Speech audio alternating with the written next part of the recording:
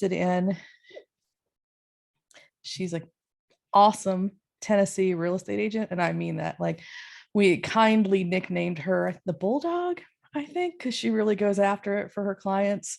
And she does zero marketing because she works 100% on referrals. So that should tell you a lot.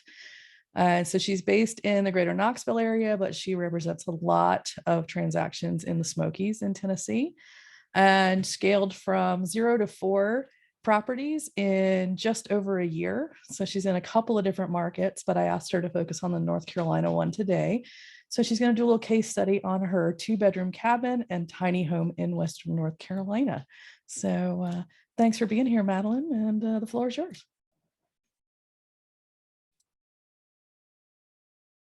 Muted. Unmute.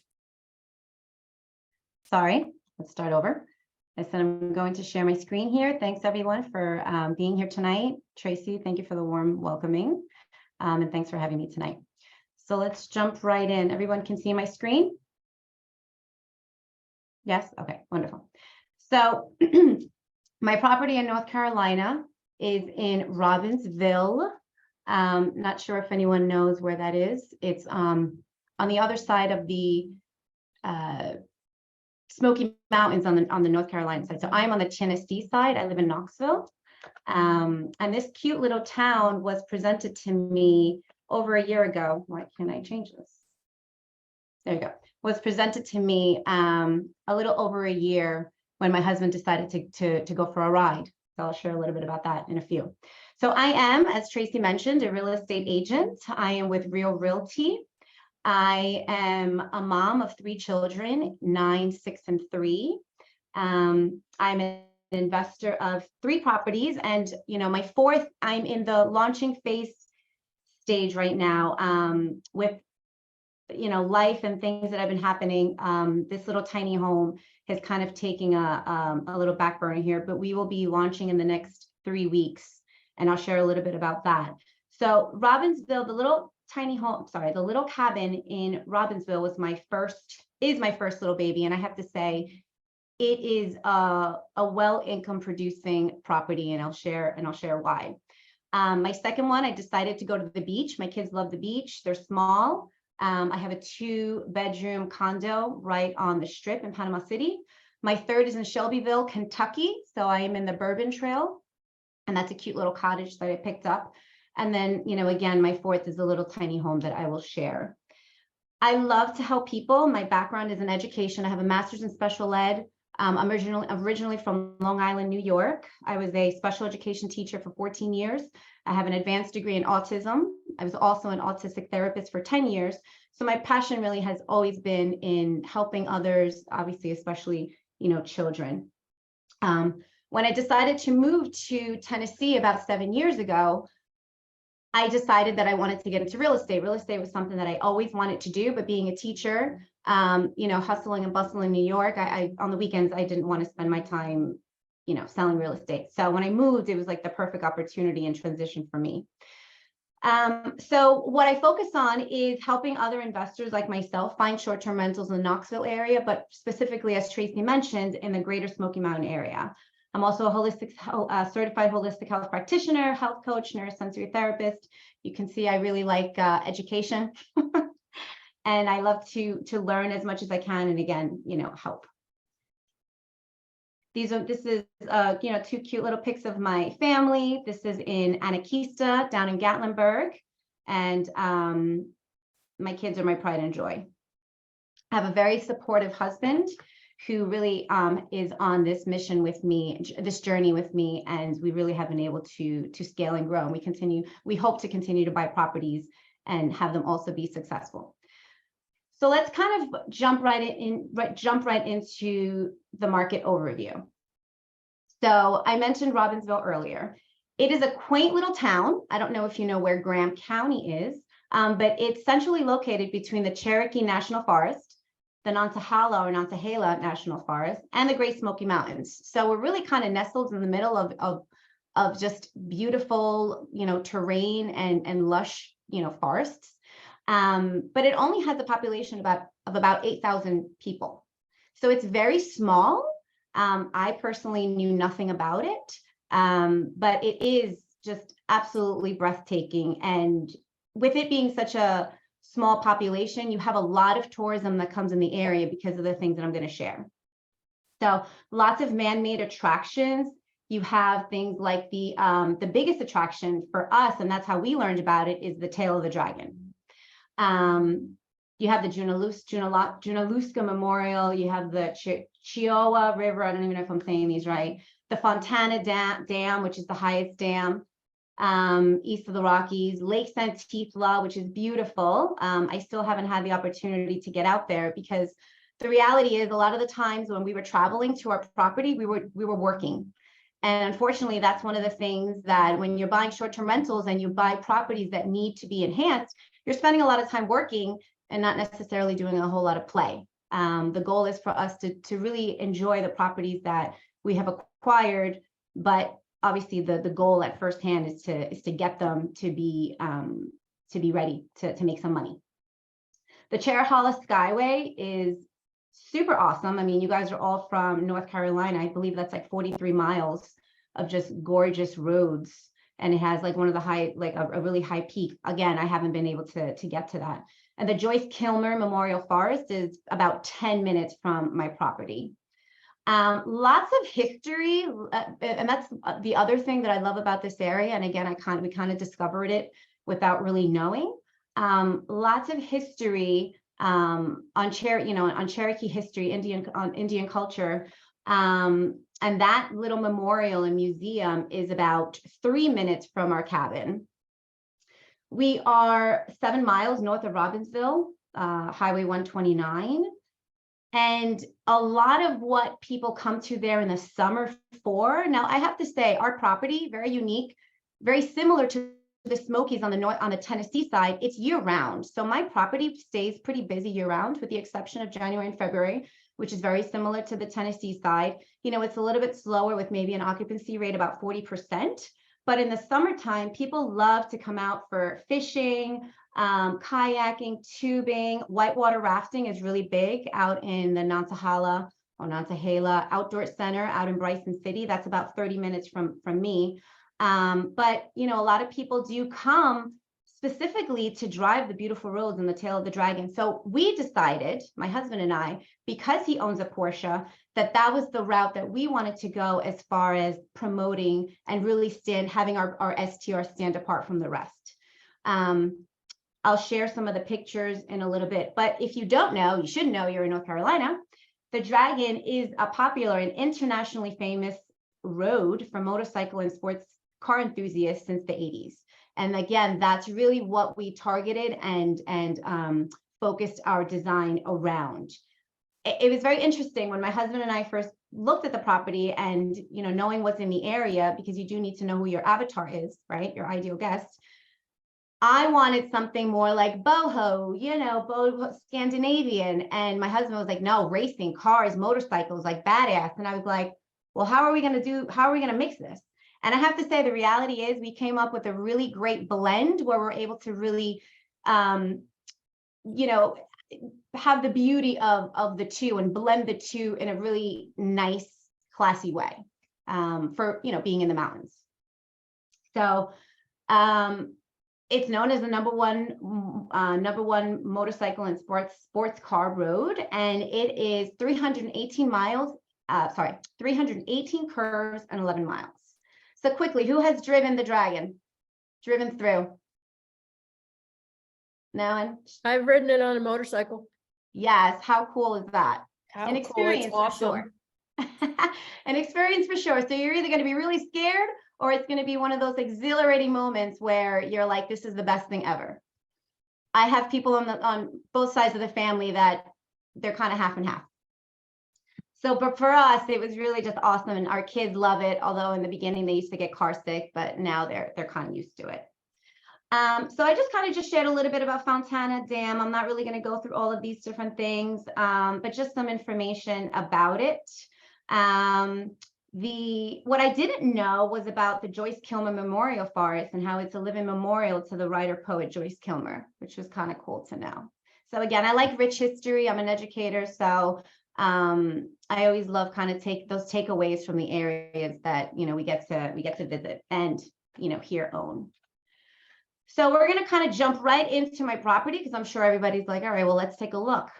I'm going to kind of just share my numbers with you, and then I'm going to share with you my direct booking website. So we are STR owners that self-manage. So what that means is that we do all of our bookings. We have set up our Airbnbs and VRBO accounts. Over time, after about like 3 months or so, we decided to have our own direct booking website, because if you're in the short-term rental world, you don't necessarily want to build your home on someone else's land. And I say that with, having all of your business only coming from, let's say, Airbnb and Vrbo. So we use our direct booking website to really kind of funnel in our own bookings, so we don't have to rely on the others and pay that fee of 3% plus. And then I will share with you our Airbnb, so you can kind of just have an idea of how we structured it. I'm very good at delegating. So a lot of people will, start their own listings through Airbnb. I am not the best copywriter. I'm not going to pretend. I mean, I can write essays and I can write papers, but marketing and doing copyrights, that's not my strength. So what I did was I hired someone on Elance. Was it Elance or Fiverr? Kind of used both. And they came up with a really good product that I'm pretty proud of. And I have to say, from the moment we launched, we have been very successful. I will tell you that my property, because it's pretty unique, I am one of the most expensive in the area. You have to be careful with that. You kind of have to know your property. But because of the amenities that we offer, we have a mountain view. We felt that we really were kind of just above what the standard was in the area. So we purchased this property August 2nd of 21, right before everything, things were kind of crazy, but I feel that real estate really picked up even more so after that. This property, and you know what, let me do this. I'm going to share with you the listing. Hopefully this works. Can everyone see the Zillow listing? No, we still see your slides. Oh my, how do I share something else on this one? You usually have to stop share and then reshare. Got it. Okay, so let me It's do really that. weird when you're trying to. Yeah. Okay, so let me do this. Can you see the Zillow? Yep. Yes, we can. Okay. Yes. Okay, so this property, let me just move this out of the way.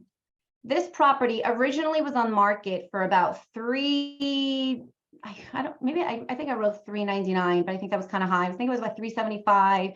Then it brought it down to $323,000, and then $299,000. Like, this one sat for a little bit. We were able to get it for $275,900. What I loved about this property initially, not that it has anything spectacular when we start to go through the inside of the home, but take a look at this. I mean, you have a mountain view, and I'm sitting on 11 acres. So someone kind of that, is looking to run this as a business automatically can think, wow, well, this has the potential to have other dwellings. And that was kind of our initial thought. So this property, as you can see here, it kind of weathered, needed to be restained, has a metal roof, but this is only a part of the land. So this is the pasture. This pasture right here is about 8 acres. Another thing that I loved about this property, and which is why it really catered to my avatar, is that this entire driveway is paved. Now, if you know anything about, car enthusiasts and motorcyclists, gravel road is one of the worst things for that. Okay, so our entrance is all the way back here. I mean, our driveway is about half a mile. And there's an easement. So there's a property that comes up all the way to, this side of the property, but it elevates pretty high up. There's no interference with my property at all. I mean, you have so much of these trees blocking that everything is buffered. And again, it's not a big deal. But this just was just unmaintained. We got rid of a lot of these things and you'll see when I share the pictures of the before and after. But again, just lots of potential. You look at these pictures and nothing spectacular. This was a family that had bought it and was using it as a second home. You know, the cabinets are all wood. The appliances are pretty new. Well built, you know, tongue and groove throughout, but they weren't necessarily using the space to its max. So you have that beautiful mountain view range in the back. Obviously, it's summertime, so everything is filled in. When it's when it's fall and winter, you have a really nice panoramic view. And I have mountains all around. I feel like I'm kind of in the valley. This is the bedroom, very dark. I don't even believe that this family had this on the rental program, which was okay. With the research that I had done, I had seen the potential. So this is a 2 bedroom, 2 bath. To this day, I really haven't spent money on enhancing anything inside as far as bathrooms. I would have eventually like to change this like linoleum flooring. I mean, it's cheap. There's nothing special, but it works. It has a heat pump. It's not even like I have a full central heating system, but it works. I have a ramp here for handicap accessibility. So anyhow, I'm going to kind of go back and stop sharing my screen. And before I kind of get into my numbers, let me share with you the direct booking website. Hold on one second. Yeah, while Madeline's pulling that up, I just kind of want to point out what she just showed you was a dark, poorly decorated, dated property. And for us in short-term rental, that means opportunity, right? It sat on the market. So she got a crazy price reduction. So we see ugly and dated with good bones as just opportunities. So it kind of have to shift how you look at properties a little bit. Absolutely. Absolutely. And that's the key to this business, you know, seeing the potential in a property. Okay. So this is a direct booking website that my husband actually developed and created. I was pretty impressed. I told him I had zero interest in doing it. He spent about 8 hours or so, between 8 to 10 hours, because he really, you know, he wanted to do it. He wanted to kind of have the experience. So here you see we have added local experiences because he owns a Porsche. He's really big into that space, Porsche Road Rally, you know, all of the different attractions, the whitewater rafting. And in a little bit, I'll share with you. Sorry. In a little bit, I will share with you some of the things that we've done. But, you know, if you're in the short-term rental world, you need to be reaching out to your local experiences and partnering with them. You know, we have partnered with these different people and we have the ability to give our guests a small discount. I mean, is it anything out of this world? No, but at the end of the day, it's that like free marketing, cross marketing amongst the two parties, the two businesses. So that's something my husband came up with. I'm not going to take all the credit. He is in business. He's VP of sales. So that's kind of like his thing. And then we have roadmaps here and some of the things that I've mentioned. We have an EV for everyone, which I will tell you, EV charger for like, you know, Teslas. No one in the area has this. So again, with being in the, you know, taking into consideration where we are, there are people that are, you know, driving various different cars. And we have our reviews, our rates, our calendar. But this is my husband's Porsche. This is driving right through the Dragon. I think it did a really nice job. You know, we have a hot tub. So look how beautiful this picture is, you know, during the fall. And during the fall, you're just on, you know, you have this hot tub, you're soaking in and taking in that beautiful view. Here's a living room, which I kind of transformed. And this picture here is kind of hard to tell, but I have another one to share with you. But if you notice early on, there was all of this was trees, overgrown trees that were blocking a lot of the views. My husband hired a contractor or a landscaping guy, and he took a little bit more than we wanted to. But at the end of the day, this just does look really, really good, and it opens it all up. So actually here you can see the pictures. So what we did here is we power washed and we restained. We added some landscaping that he did himself. Did it cost a whole lot of money? Did not. The material is what costs the most. Obviously, he did the work himself. But look how beautiful this is. We're literally nestled in this just magical little place surrounded by trees, happy little trees.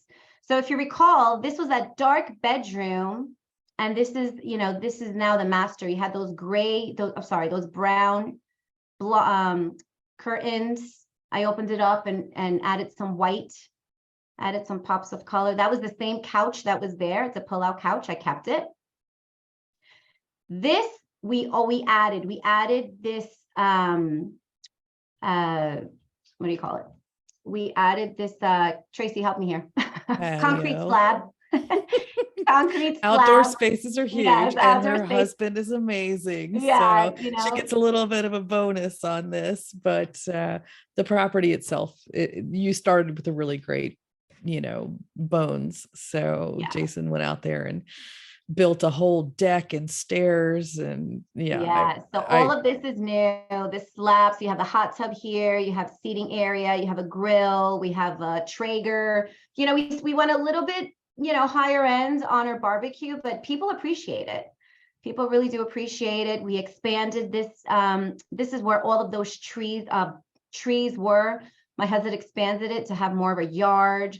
And then this down here is some landscaping that we did. We offer golf where people can play some golf. We have what's the other thing, Tracy, that we have?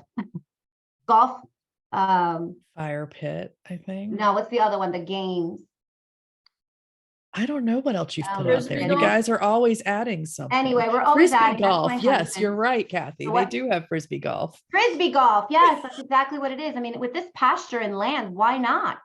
And then down here, we have the fire pit that my husband created with just, you know, stone, and it just overlooks the mountains.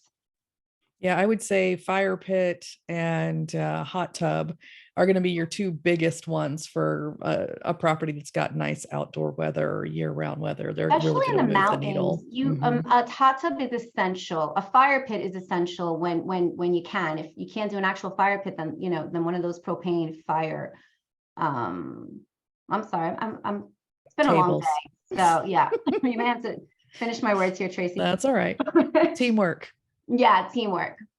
This is that one bathroom that, again, I didn't change the flooring. I did change the vanities, some mirrors, some fixtures.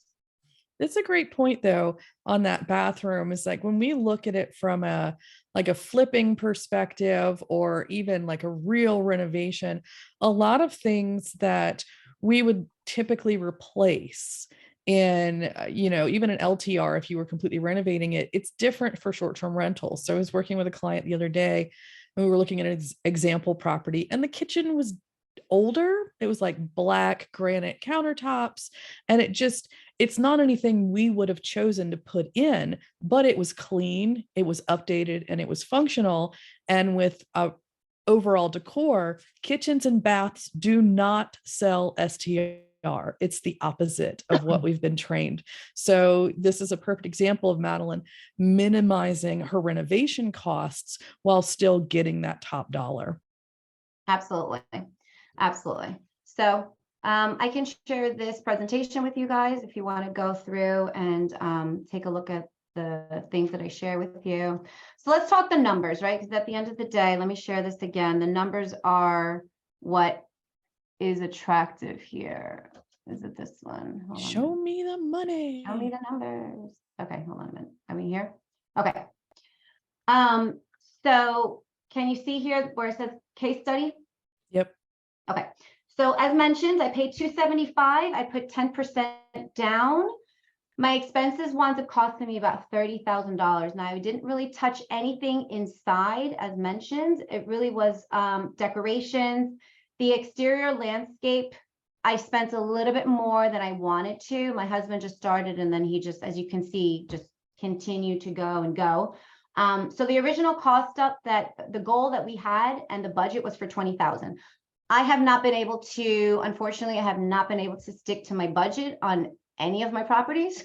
I think that's the way it always is. Because I mean, ROI is different, right? When you are like, okay, we need to put some art on that wall, or we need to put some finishing touches in the space for it to come to life. You Yeah. just have to spend the money or you will not make as much. So there really is a Yeah. one-to-one effect of some of that stuff. So you want to set a budget and you want to try to stay within it, but know that at the end of the day, you need a finished product the most. Absolutely, absolutely. And you know what? Sometimes you come across hiccups. You know, we didn't realize that we had a well pump issue. It wasn't disclosed. I've learned a lot since I've been a realtor. If you have a well, please, please, please make sure you have a well inspection.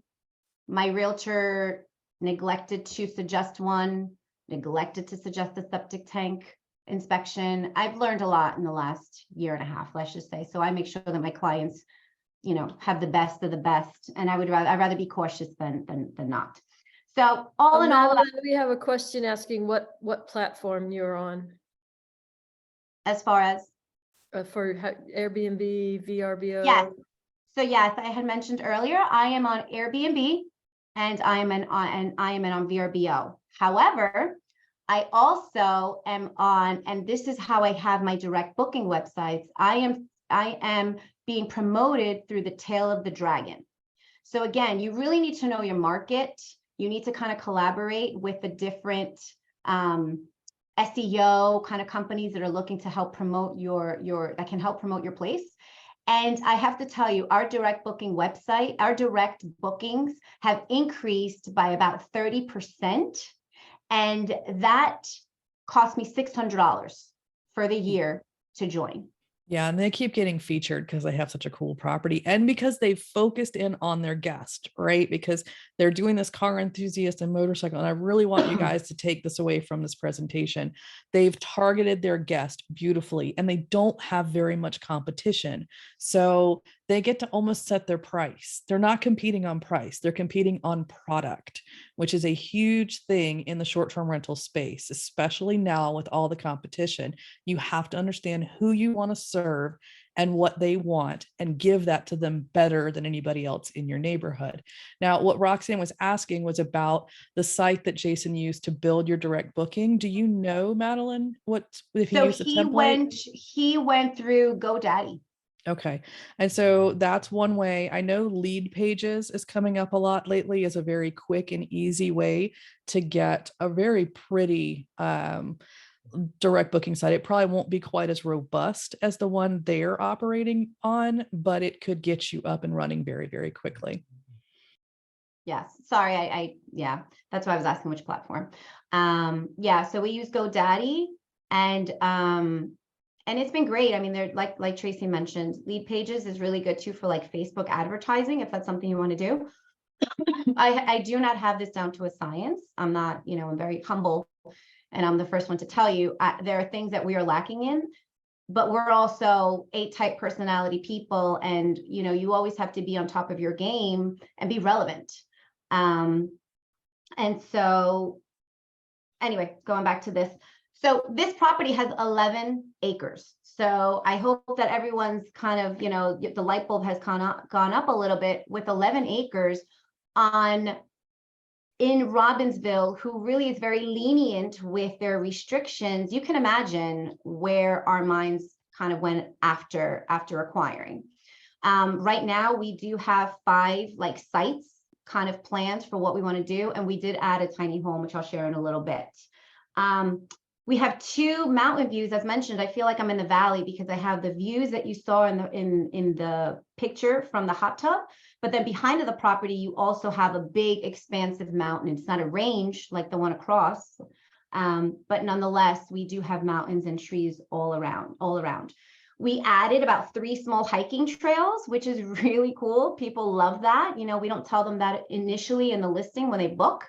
We kind of share that information with them after the fact and say, hey, listen, if you're kind of just looking to kind of, you know, just hang back on the property today because you're getting ready to do an excursion maybe the next day, why don't you check out some of our cool little hiking trails that we named after our children? And people love that.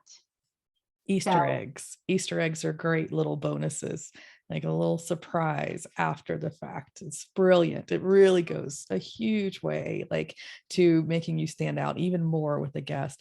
So Steve Jones is asking what percent of your bookings are direct versus from the OTA? I'm sorry. What percentage of your bookings are direct bookings? Oh, I mentioned that about 30. That's amazing. About 30%, and we are so thrilled. And again, I have to tell you, it's because of the Tail of the Dragon publicity we're getting. If you go to the Tail of the Dragon on Facebook, you will notice that our property and many of their properties get shared. You know, it's what people are paying for. You know, it kind of cycles through. I think it's about 4 times a year, which I think is pretty decent. Once a season. I have to tell you, every time we are featured, we get about 30 inquiries. And out of those 30 inquiries, I mean, we're getting about 10 bookings, especially in the summertime. If you look at my calendar for August, I mean, it's almost booked and it's all car enthusiasts. And that was just from spending $600. So really, really cool. So here, if you want to take a look at my pro forma real quick, offer price was $275,900, 10% down. My down payment, setup costs, and my initial investment was about, $60,500. The potential gross income for this property, based on an average nightly rate of $200 at a 75% occupancy rate, is about a 24, almost 25% cash on cash return. Okay. Tracy can tell you, we are the type of investors that we invest in properties for lifestyle. When we first started, we didn't go into it just thinking that we needed to make the most money, right? We really wanted to buy properties that we also can enjoy because we do have small children. So this number to us was pretty attractive, but I have to say, this is the one that we make the most out of. The beach is even, our numbers are not as great. However, we did make about 15% cash on cash. Our goal was about 10, but again, you're on the beach. You can't beat that. Yeah, you're like you said, you're investing for lifestyle. So it's not pure return on investment investing. And so I do the same in my own personal portfolio, but I have clients that do pure ROI investing. So you can do it either way. What I love about this property is that when you look in the industry, people are saying 20% cash on cash is hard to find. And here's Madeline doing lifestyle investing and outperforming that. So that's, again, something else I want you guys to take away from this is that those deals are out there, but you have to be looking for it. You have to be creative and you have to be focused on your guest and your marketing. Madeline and Jay are a husband and wife team. They both have day jobs. This is not their full-time job. They manage them themselves, but they spend a ton of time learning all the things. Madeline runs her own mastermind for people that are in short-term rental. So she's definitely not your average operator. But these numbers are entirely possible if this is something you're passionate about and you really go after it. So a couple other questions from guests. Do you do anything special to screen guests when they're direct booking? That's a great question. That is more of a Jason question. I will tell you, we do a rental agreement. That's something that we started about 6 months ago. And we haven't had an issue, knock on wood. Our guests have been very respectful. They're really kind of getting out there to drive the roads. People are out there to do little getaways, mini getaways. So the type of guests that we have been wonderful. So yep. And that's that is my definitely experience. a question. Yeah, that was a concern with us initially because the OTAs, like, is that even the term, Tracy? Mm-hmm. Verbo and Airbnb, there's so much backup and security. But you're targeting a higher end guest. And yeah. I think that just inherently kind of self-filters some of that stuff. I use similar tactics at different properties to target subsets where, people who are bringing their $100,000 car are not looking to they're not a bunch of 21-year-olds looking to throw a raging party. Like, it's just not, typically the clientele you're going to get people who have their own assets. And when people have their own assets, they tend to be more respectful because they understand what it takes to acquire those things. So my experience is the same. It's you want to do some general, like some basic research, but when you're doing this well, when you're really connecting with the right guest, you don't really have those types of problems. I mean, Yeah, anything could happen, but I don't know that any level of screening is going to prevent agree. that random person anyway. We have guests over 25. We have, security deposits that we collect. Yeah, so you are doing some of the screening just inherently in your process by those types of requirements. Another question is, how do you handle maintenance of the roads / the property when it snows? Do guests know they need to use chains, or do you have someone who plows the roads for guests and cleaners? Great question. We have an amazing cleaner. She is, an amazing part of our team. I call her my rock star. And so we keep dry ice. No, what is it called? Salt. Girl, sorry guys. 3 kids. I've been up Just since getting like spooky 6. over there with the dry ice. I haven't seen snow in how long? What is it? Yeah, salt. We keep salt bags that we've bought from like Ace Hardware. And again, we have such a great relationship with our cleaner. We're very generous. So in the event something happens, we're like, listen, could you kind of put out some salt out before there's a snowstorm that's coming? We leave shovels out for our guests. We tell them, inclement weather, you're in the mountains. Snow, ice can be found. As you can, well, I'm just looking at my screen. It's covered in snow. That's what we do. You definitely have to have your team kind of take the lead for you. I live in Knoxville, Tennessee. I'm an hour and a half away. So the communication is really big. At the end of the day, the takeaway here, another takeaway is that guest communication is so, so important. People will work with you. During Christmas time, when pipes were freezing and we had that like tundra weather, my guests during Christmas had no water for 4 days. 4 days. And they did not ask for a refund, right? They did not ask for a refund. They were so gracious. We were so apologetic. We tried to work with them. We bought them bottled water. We, we gave them a 1-night stay at a hotel so that they could shower. We were just trying to be as accommodating as we could. But at the end of the day, we were all kind of in the middle of it. Well, and they didn't want to leave. They right? didn't want to leave. Yeah. So that's the thing. I mean, this is a prime example of like literally the snowstorm hits or whatever. And you just have to communicate with your guests. I think mostly it's about feeling them out, seeing what their needs are, and over communicating to make sure that they know that you care and that you're doing everything you can to accommodate whatever type of random situation happens. We've got a few more questions. Let me see. So Steve says, I'm about to add a hot tub. Research says it'll pay for itself in year 1. A hot tub can add about 15% to your gross rental income.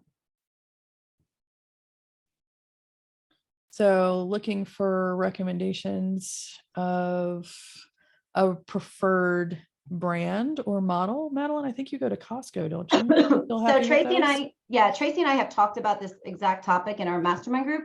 I personally am a big Costco fan. The 2 hot tubs that I have at my 2 different properties are from Costco, and they've been great.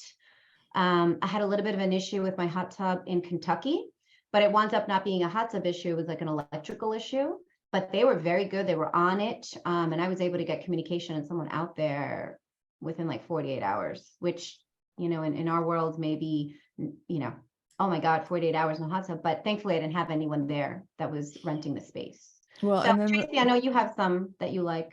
Yeah, I mean, so Jackie has ones she's recommended, and we'll see. It's still on a pallet on its side, waiting to be connected. So I'll circle back in 6 months and let you know how it's going. But so the question is hot tub maintenance practices and recommendations. And I think the context is about whether you're dumping it every time, age requirements. And I'll just say that you really want to check the state requirements for how often you need to dump your hot tub, because they're very specific, and some are after every single guest and some are not.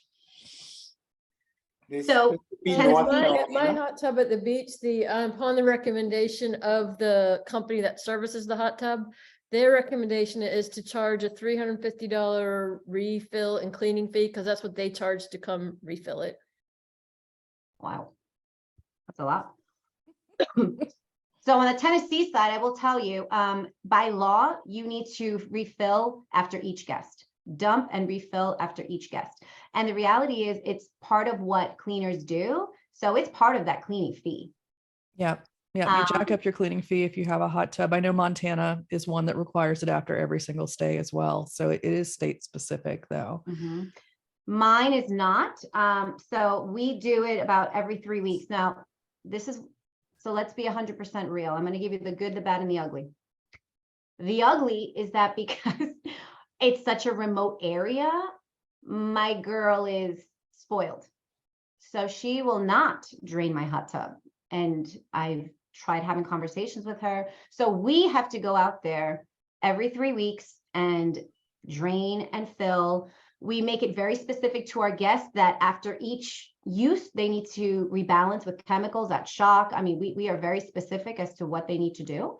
And again, we've been in business for 1.5 years and we haven't had any complaints. She'll clean the top of it and she'll make sure that it looks good, but she will not touch that hot tub. So I think it's very specific with where you are. I mean, am I going to argue with her? I don't have anyone else. She has a backup team, but I will go every 3 weeks because you know what? My kids will go, we'll go and spend, enjoy, and then I'll get in after I fill it. Yeah. Well, yeah, it's the benefit. You get the clean hot tub anyway. But I mean, she's highlighting another thing you need to keep in mind when you're looking at markets is that this is in a very low population area and infrastructure becomes one of your challenges that you need to assess when you're looking at buying a property. Madeline's close enough and likes visiting the property. So she has built in herself as the backup to solve this issue. But I have a property in Colorado and I'm in North Carolina right now. I'm not driving out there every 3 weeks to dump the hot tub. So it's something that needs to be part of your plan is the maintenance of this. So thank you for asking that question. And then one of the other part of that was about not allowing people under age of 12. I would actually talk to your insurance carrier to see what they say. Justin Ford is like the safety guy in the short-term rental space. I'm sure he has opinions about it if you want to double check it. And one of the things that Jackie does that I really love is she has a lock on the hot tub cover. So you cannot get into the hot tub until you scan a QR code and agree to the rules and waiver. So every single guest before they access the hot tub has at least said that they read this thing and then signed it. And once they digitally sign it, it sends them the code to unlock the hot tub.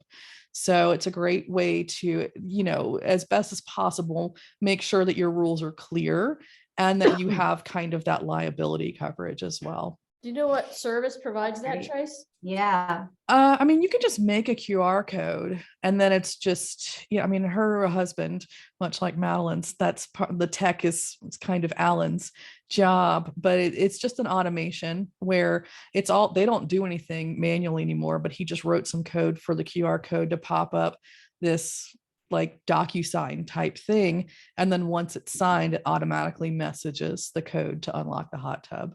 So, I mean, if that's something somebody wants to dig more into, feel free to message me offline and we can do a podcast episode about it. I love that. That'd be a great topic, Tracy. Very good. Very good. We have the basic ones that you can buy on Amazon and we kind of drilled it into the hot tubs, nailed it or whatever Jay did. Just very, very basic instructions, but I do like that QR code idea. I thought it was really smart. Well, I've got more questions for you. So Madeline, do you have more slides to go through? Because I do. Okay. But I mean, so let me just go through these slides. So my net income was 43. The potential said it was about 54. So it was kind of on par with what we were doing. I do feel that I missed out in the summer because I was too high. So let's talk about that next, because I use dynamic pricing with Price Labs. Now, it's not the end all be all, right? At the end of the day, I feel like you still kind of have to like manipulate what we found out, and this is what you're going to learn in each market that you're in, it's going to kind of take a year for you to kind of figure it out. I mean, you're going to be winging it and kind of using these strategies and tools and determining whether you have bookings or not, looking at your lead time. But July, we were like dead. But because we were so focused on our Kentucky property and onboarding that and getting it, you know, ready, we didn't realize that our pricing was like in the $350 range a night. That was way too high. So we had one booking from a couple from New York, from Long Island. We're like, well, we're from Long Island. You know, they were like, this is nothing. But we had nothing else. And our summer is really when we should have made the most. June and July is when we should have made the most. And we made more money in the spring. So we realized after kind of looking back that our numbers were off. And when we fixed our numbers and tweaked them, our August was where it should have been. So just kind of keep that in mind. So our net income was about 43,000 and we were pretty damn happy with that. And that's just one property. So I kind of want to share the rest, but Tracy, go ahead, share some questions. All right. So It's like frozen. Oh, here it is. So we can kind of go through, these are just slides where I kind of show you the before and afters. So Pam is asking how you protect yourself from dangerous events, I guess. So drowning, slip, fall, and do you have cameras outside at this property?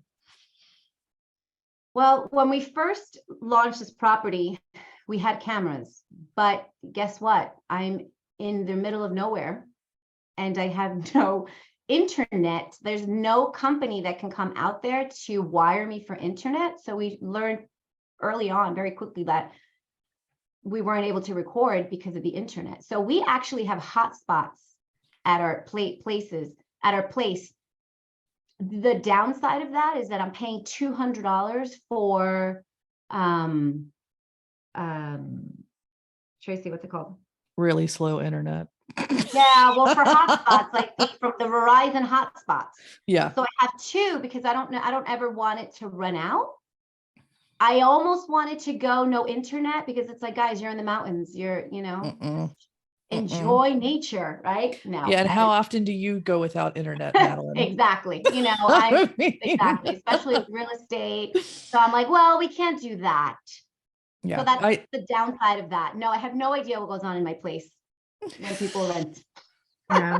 Sometimes, honestly, not knowing might be better, Pam. And I confess I have a property that's 50 acres and I'm trying to renovate this house on it and do an Airbnb with it. And that's one of my fears, that somebody will come there and do something crazy. And I don't know. I just wondered about that.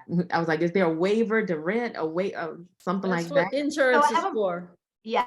Yeah. And the other thing is you have insurance. So let's talk, you know, really quick, and I don't kind of want to take away from that. You need to make sure that you have commercial insurance. And there's a difference between, and I've learned this, and Tracy can tell you, we've talked about it in the mastermind group, because I think that many of us go into it wanting to buy a property, acquire property, and get like the cheapest insurance. It doesn't even make sense. You know, you've spent all this money to run a business, but you want the cheapest of cheap insurance.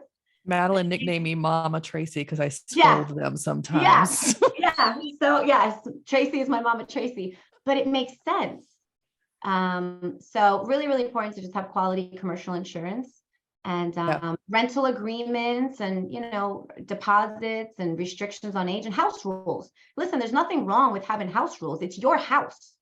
You are opening your home to others to enjoy. So, you know, just keep that in mind. So here are just some pictures. Tracy, any other questions? Oh yeah. Let's see. So best platform to communicate with guests. That's from Sarah Chapman. Sarah, can you clarify what you mean by platform?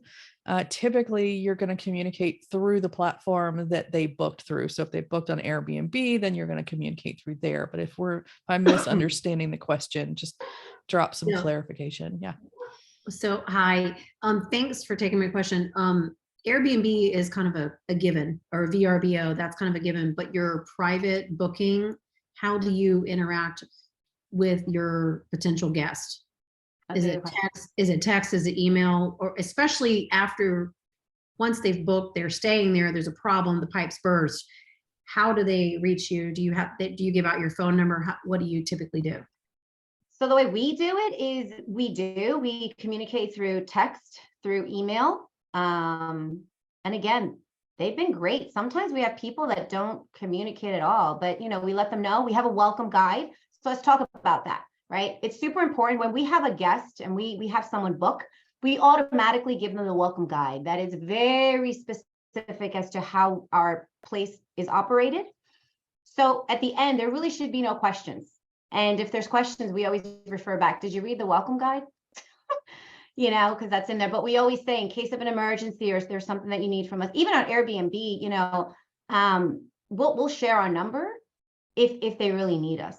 But again, we're really, really big on guest communication, which is why we've been able to establish 5-star reviews across the board on all of our properties.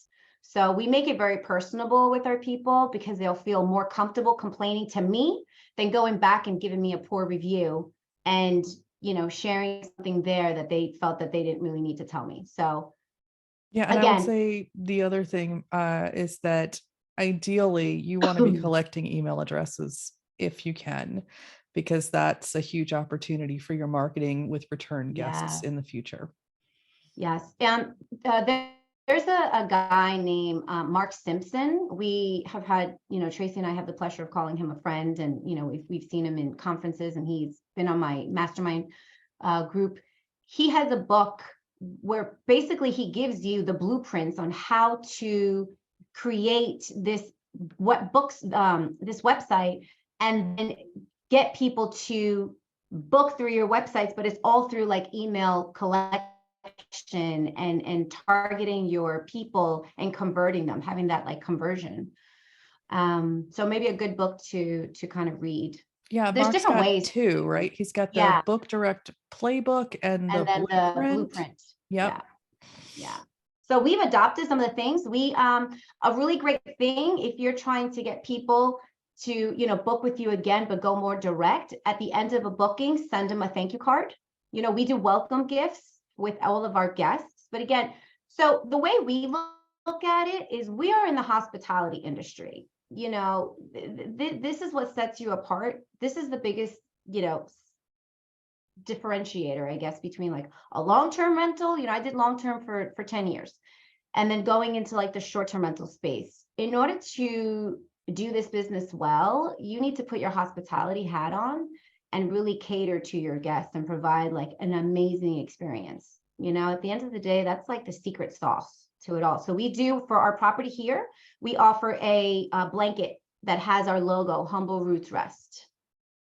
We give them a thank you card that we made on Zazzle, and I'm kind of going to share that in the next slide. But let's talk all about these your little things, tiny marketing. for a minute. Huh?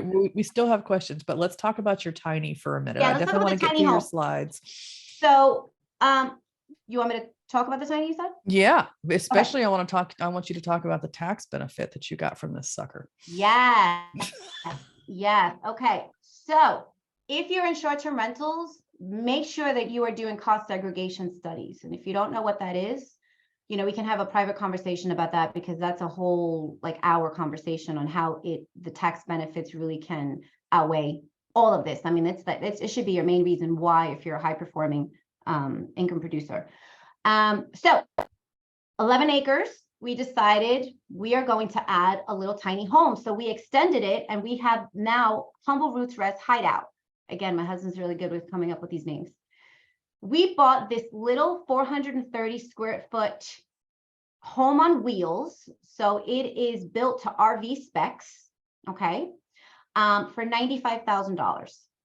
This is Zook Cabins is from Pennsylvania, and they are built by the Amish, and they create really amazing products. I have to tell you.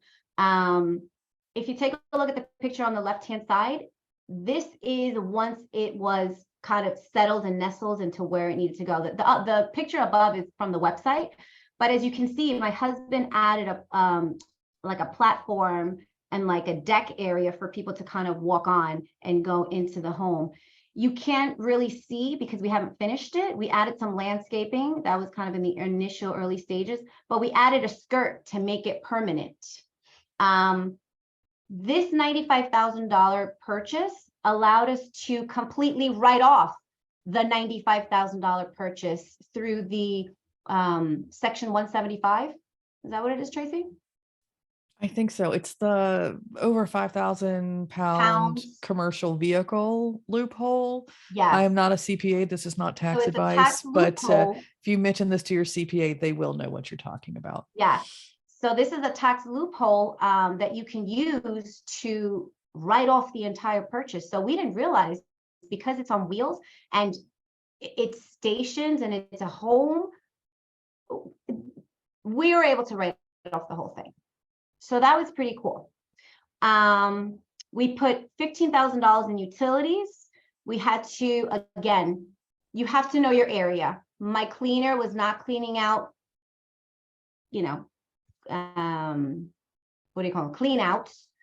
So I had to spend the $8,000 and put in an actual septic tank because I didn't want to have to deal with any of those issues.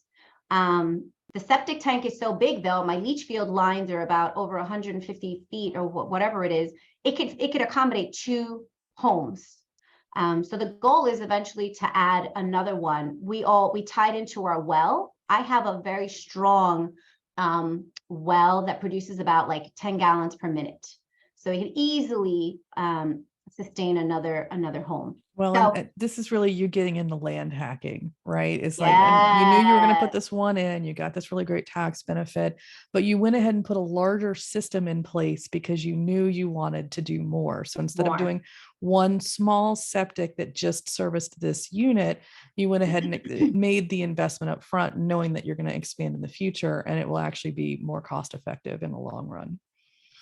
So You- let's say, I just want to say, this is why I had Madeline come talk to you guys today. I mean, she is smart. She's doing all the things. you know, you learn, there's so much information out there, guys. Honestly, there's so much information. And if you have the funds and you're willing to be creative and a little bit of a risk taker, I mean, there's opportunities out there for sure, especially in North Carolina. I feel more so than the Tennessee side. There's so many restrictions. I sell in the Smokies. You can only do this on commercial land. I'm in residential 2 zoning, and I'm able to do this. Funny story, side story real quick.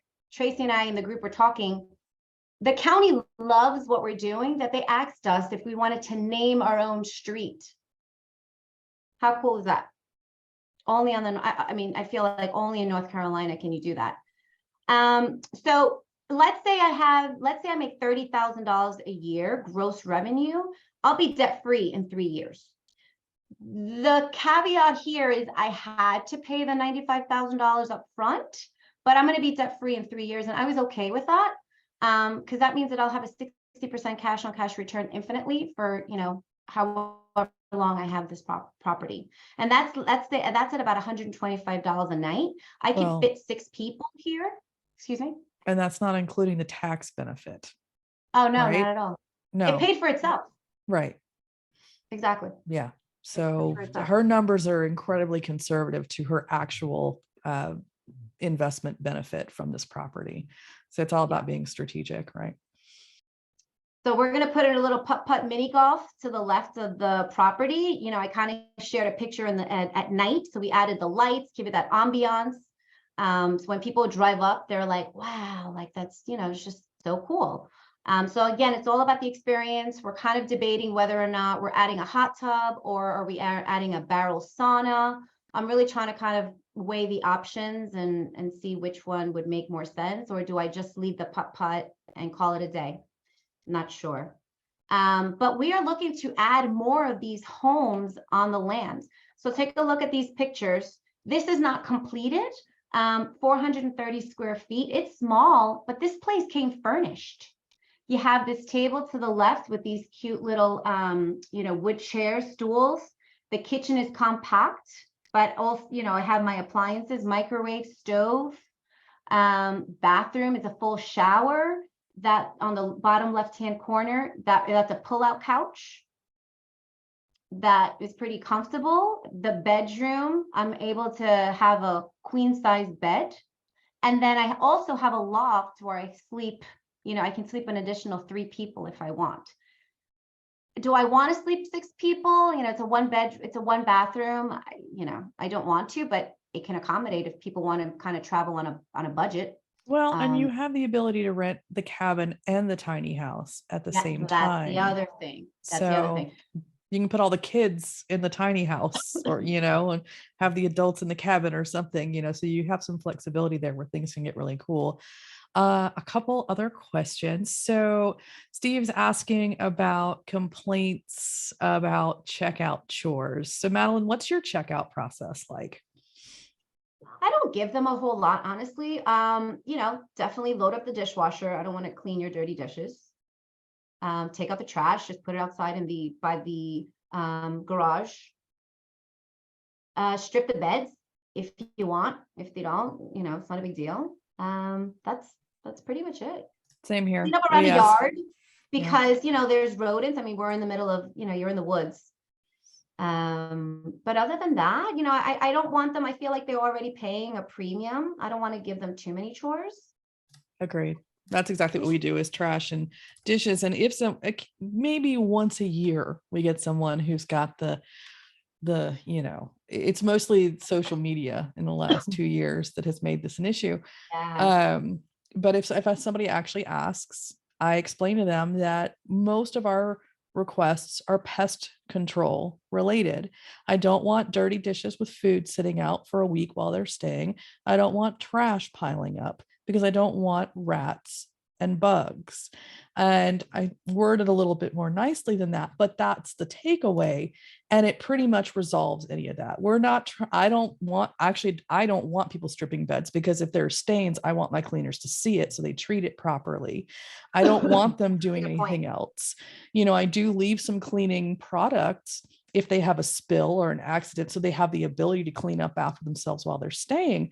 But that's not in the checkout rules. I mean, it's like, make sure to check the drawers and under the bed for your things, and make sure to lock up when you leave. But we try to keep it very simple. Just like I said, the pest management tasks are the only thing I really want them doing. And when you explain that to them, most people get it. And if they don't at that point, I actually don't want them to book with me. Like if they're that dirty that they can't comprehend why that would be a problem, then they can book with someone else, in my opinion. You need to know where you are. I mean, I'm in the woods, so any little food left over is going to, attract ants. So we're really just big into that. They can see that the place is very clean. And again, people have been very respectful. Actually, you know what? I don't think we have people strip beds, now that I think about it, because we've gone when we've, after people have checked out and the beds are all made. And I think that's a request from my cleaner. Based on what you said, she wants to see if there's damage or it's anything. just easier to get ahead of it, because once they've been laundered, it's harder to get stains out sometimes. Yeah. Make sure you have a bed bug protector, like a casing. That's super, super big. Sure. I've heard some horror stories. And so it just made me think about that. Any other questions before I move on? Nope, we're caught up. Okay, so increase the value of your investment, guys. Take a look. Tracy is really big into this. We just stumbled upon this without really knowing what we bought until after the fact. Buying a unique property with acreage and like a secondary or tertiary market, you really do have the ability to add more dwellings. So as I mentioned, on the Tennessee side and the Smokies, very, very challenging unless you have a commercial property, and commercial properties are very, very expensive. Using the acreage, you automatically can increase the cash on cash return percentage across all units. My purchase of 275, and even looking at the tiny homes of 95,000, I'm able to write off that 95,000 completely. So my goal is to add more of these. However, I'm going to share with you some different ideas and things that are in the area, just to kind of have you think a little bit outside the box. You can add a tiny home, as I added. Those little tiny homes are more expensive than some of the homes on wheels. And the homes on wheels, it takes a little bit of work just to make them stationary, building a skirt around it, building a, like a like a Deccan area platform, but it's really very cost effective.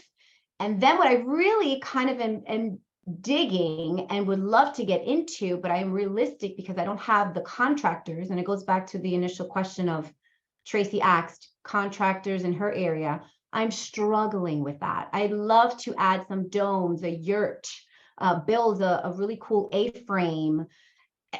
It's my reservation. It's my only reservation right now. But hopefully, you know, we'll meet someone that can help us. Lands with minimal and no restrictions obviously are going to be ideal to create those unique experiences. I'd love to create like this glamping experience.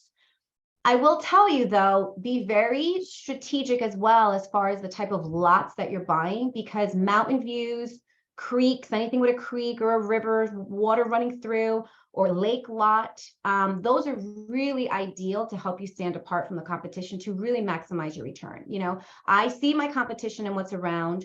They have nice places, but I have a view, you know, view and location, Silas. I mean, that's everything in real estate. So if you're able to acquire, you know, location and view, or one of the other two things, I mean, that's really a gold mine. So as you're thinking of purchasing, I think it's really super important to think of those things. And people are going to pay more for these unique experiences. And I'm living proof of that. People are paying more to stay, you know, in my little private, you know, little retreat. So here's some unique experiences that I kind of want to share with you guys in North Carolina. Maybe you've seen these, maybe you've stayed in one of these. So let's take a look here. I'm going to stop sharing my screen and then I'm going to share again. Covered wagon, huh? Uh-huh. All right. So take a look at this one. Hold on. I think we're still seeing your slides. Oh, really? Mm-hmm. Oh, well, I'm sorry, man. Hold on a minute. You That's might want 'cause I to have to copy the link open and it. paste it instead of clicking on it. Hold on a minute. Can you see this? Yep, we're there now. Okay. So, you know, I found this article, 10 best yurts in North Carolina for a glamping getaway. And there's one in particular. So there's one of these is super close to mine in Robbinsville. This is in Maggie Valley. This is in Asheville. But I wanted to show you one specific one. Bryson City. See here, you have this creek, you know, water running through. Here, so magical yurt escape in the woods in Robbinsville, North Carolina. I mean, this is nothing spectacular. I'm No, and looking to yurts are create something. cheap. I know. But I'd love to create something with like a really cool deck so people can kind of just like, you know, have that experience outdoor, like at night, stargazing, you know, just like things and added things. I mean, this is nothing spectacular, but 177 a night. Oh, for 2 nights? Oh, that's nothing. But Yeah, but still, I mean, yurts, I think, are like 10 grand or something. I yes, mean, no, I talk know about your they're ROI. nothing. Yeah. No, agree. And they're super cute. They're big and spacious. I mean, and they have kind of this, you know, glamping has a whole following. And so if you do a really cute boho design, or if you really lean into it, you can do something that just prints money. What's that? $445 for 2 nights in Leicester, North Carolina? Yeah, that's crazy. Hold on a minute. Yeah. Let's see.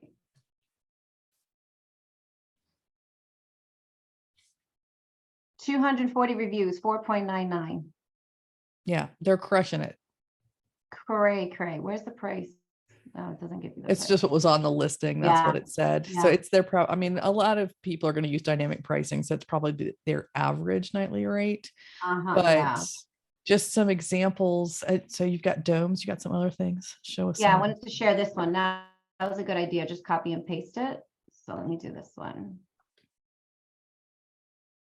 So this one is, I think, the one in Robbinsville. Okay, so no, this one's in Hendersonville, Tracy. Yeah, I love How domes. cool this is. 4.98 reviews, 221 stars, and 221 reviews. Yeah. So This again, is what I would love to add. agreed. I love domes, and they're also very inexpensive. So you can do very well. Actually, I think domes are cheaper than yurts. A dome, I looked into it. You can get it for about $10,000, but it's Yeah. who's going to build out the deck. I mean, it's hiring the people to help me. And, Jay's Yeah. great, but he can't do it all, you know? No. Why no. can't you have the deck built somewhere else and truck it in? I mean, maybe you could, You but could you? No idea. I don't know. You tell us. Transportation costs. Yeah, would you be tell expensive. us. I mean, I guarantee you could. And there's another one called Arched Cabins. You can pick them up for about $4,000 or $5,000. That's out of Cypress, Texas. But I was going to say, yeah, you can have the platforms built somewhere else and you just bring them in. And then you're just pouring footers. Yeah, that's it. You're just pouring footers and attaching your beams there. Yep. That's awesome. This is a tiny home in Robbinsville. Nothing spectacular. 5 stars, 25 reviews. So people are doing this. Oh, it's really popular. The unique are doing stays. So Sarah, you asked about dynamic pricing. So there are different softwares that you can integrate that basically work like they're managing supply and demand. Like when you see a hotel price go up and down for different demand days, it's software specific to short-term rental, and you're going to be looking at Beyond, Wheelhouse, or Price Labs. Price Labs is the one that Madeline uses. Yeah. And they all work generally the same, but they do have different differences. So you just kind of have to look at them, and some of them aren't available in all markets. So that may be a thing as well. Like there may just not be an option for your area. Ooh, tree houses. Now we're talking. House, Robbinsville, North Carolina. So I mean, you do have some competition and some creative I do. I do. But I realized this last night when I was doing my research. Because it really wasn't coming up because they're smaller. They're accommodating less people than I am. So it's not my direct competition. When you go to awning.com, I'm the first one that pops up. Nice. Yeah. That's where you want to be. Yeah. So I am number one. And this is another thing, guys. If you have short-term rentals, you should be using rankbreeze.com to see where you fall in your rankings. That tub is something. Yeah, I know. I mean, it's kind of cool. It's beautiful. Now, it's not really going to move the needle on your ADR that much. So don't go out and buy a copper tub thinking it's going to blast you off into space. Rank Breeze, Sarah, it's one word. Yeah, Rank Breeze. It's pretty. I mean, it's, I just have a specific style. I think the pictures could be better, and I think the more you look at other listings, the more you can critique, the better you will get at designing your own spaces. Great. I mean, this is beautiful, It is. It's a nice property. But I like the pictures outside more than the inside. Yes. And then check out this wagon, Oh, gosh. Iron Horse. This is another area. And I kind of was just sharing things in North Carolina because it's where you guys are. And the point is you can charge more for these experiences. It's all about an experience. Motorcycle lodge and resort. I mean, what? It's not my thing, but I know something. Not my thing. I feel either. like Anna has rented one of these. I don't know why like her name comes to mind, but I could be mixing it up with somebody else. I talked to so many people, but I do know someone definitely that has rented a covered wagon before, which is why that stood out to me right away. It seems crazy to me. Where's the bathroom? I It's gotta be know. like a bathhouse detached somewhere. Oh, it might be here, back there. No, Yeah, like a community house where. this is like a You upgraded run- tent experience. running water in the front. Yeah, Yeah. no.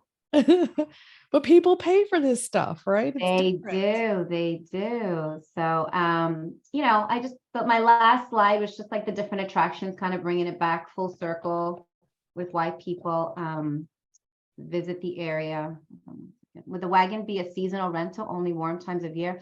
I mean, I would think so. I don't know what kind of heating system they would have. I think they would have to shut down, right? part of the Yeah, I year. would think so in winter. Now, Yeah. yurts, on the other hand, are really well insulated, so they can be operated year round. You saw one of the pictures was snow on the ground outside.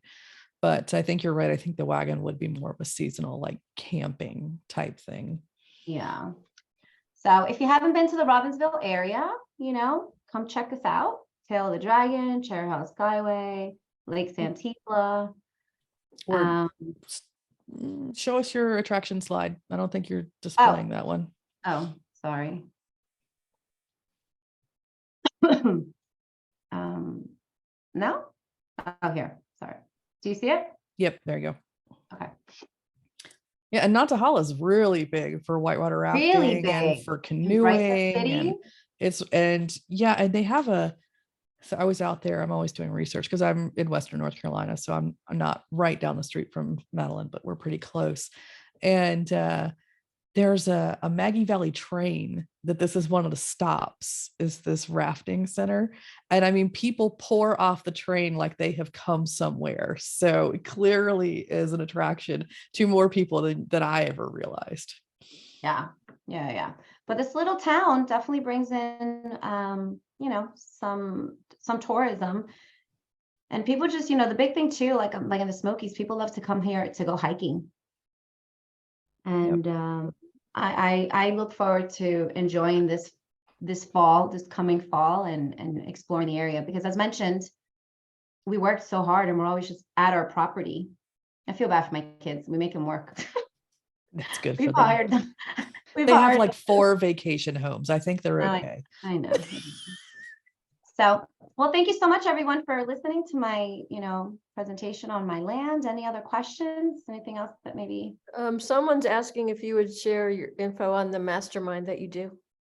Oh, absolutely. It's free, guys. It's free. Again, I'm an educator. I love to help, kind of like Tracy. I think that's why her and I just get along so well. I really do get joy of helping others and helping them succeed. So it's on Facebook. It's called Friends Acquiring Short-Term Rentals. So the acronym is FASTR.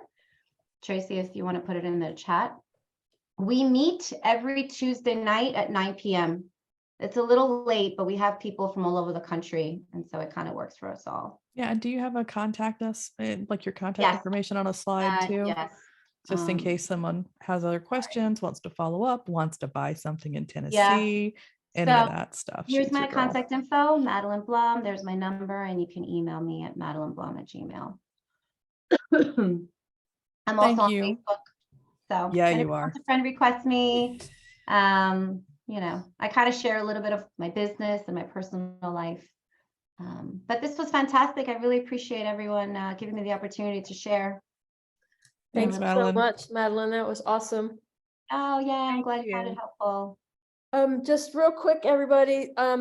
This is in the chat. I'm going to say it only one time. The recording of this meeting is available to